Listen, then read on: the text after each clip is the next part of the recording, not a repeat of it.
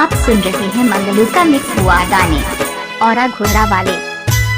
हाजी पताल के कैसे लगा है किलो? 100 रुपया। ये भगवान, बाजार में भी 30 रुपए चलत है, आज लोग 100 रुपए लगा है। तो मोर गहना जेवर के भी निकाले पड़ते ना जी। हे भगवान, तुम्हारे गहना नहीं निकाली, हमें पताल के से तरह अचार खा हम आता।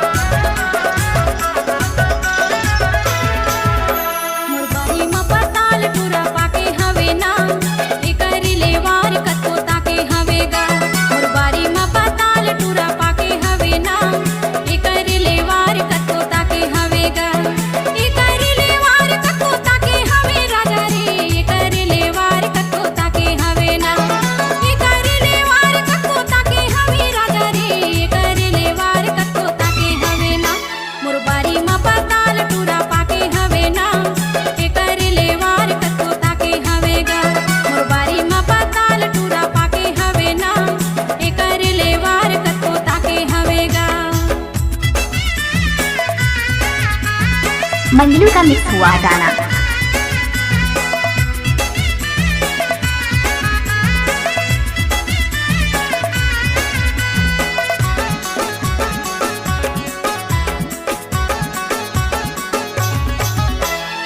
भाजी में लहसुन फोरन अबड़ महमहाते, तावा के तरी मिर्चा चटले जनाते।